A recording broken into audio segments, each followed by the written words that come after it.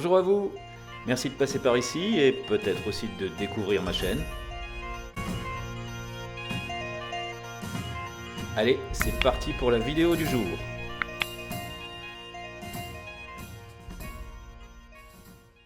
Aujourd'hui, 30 novembre, est un jour particulier. Jour dédié à Saint André dans la religion chrétienne, c'est aussi une date phare dans le monde celtique, puisque ce jour marque la fête nationale de l'Écosse. Remontons de plusieurs siècles, peu de temps après la résistance, les victoires et le martyre du gardien de l'Écosse, William Wallace, que vous connaissez aussi sous le nom de Braveheart. Peu de temps également après l'éclatante victoire de Bannockburn en 1314, qui a ouvert la voie à l'indépendance écossaise, sous l'égide du nouveau roi Robert de Bruce. À cette époque donc, et en 1320 précisément, les nobles écossais ont entériné leur volonté de liberté et d'indépendance dans une lettre au pape que la postérité a nommée Déclaration d'Arbroath. Arbroath, c'est une bourgade écossaise située dans le comté d'Angus, non loin de Dundee. Ce manifeste en faveur de la liberté et de l'indépendance, signé donc le 6 avril 1320, est également connu pour avoir placé la nation écossaise sous le patronage de Saint André.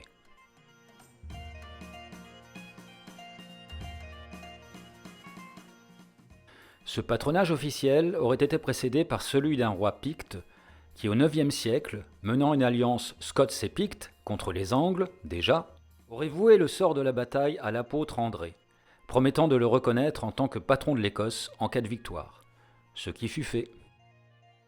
Kenneth MacAlpine, que nous avons déjà rencontré dans la série dédiée au clan écossais, aurait également participé à cette victoire. On se souvient qu'il fut l'artisan majeur de l'union des Pictes et des Gaëls, les Scots en l'occurrence, et de la création du royaume d'Alba, l'Écosse. Mais revenons à l'apôtre André. Premier disciple appelé par Jésus, il fut crucifié en l'an 60 à Patras, en Grèce, un 30 novembre selon la tradition. Cette même tradition nous conte qu'il fut supplicié sur une croix faite de 2 montants obliques. Cette croix particulière devint alors le symbole que l'on connaît aujourd'hui sous le nom de croix de Saint André. C'est ce même symbole que vit apparaître sur un ciel bleu ce roi picte du IXe siècle, le matin de sa victoire sur les Angles. Bien plus tard, au XIVe siècle, le Parlement écossais décida que cette croix, autrement appelée sautoir ou saltire, devrait être arborée par les soldats écossais.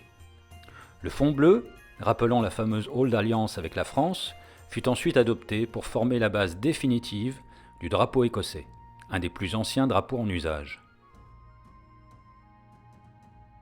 Saint André est aussi le représentant de l'Église catholique d'Orient.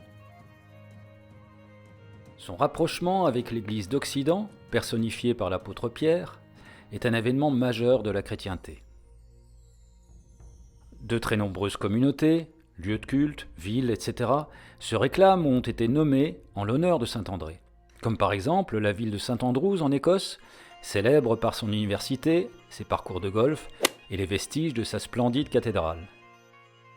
En France aussi, Saint-André est le patronyme de nombreuses communes, comme la Côte Saint-André en Isère, siège du festival Berlioz, ou encore d'églises comme celle de Tassé dans la Sarthe, où j'ai eu le plaisir de donner un concert Saint-Andrew voici quelques jours.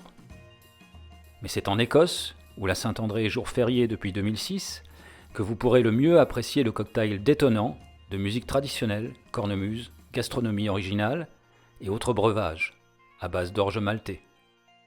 Histoire d'oublier la grisaille de novembre. Alors je vous laisse découvrir le titre Saint Andrew's Cross à la cornemuse, en vous souhaitant une belle Saint Andrew. À bientôt pour une prochaine vidéo. Bye bye.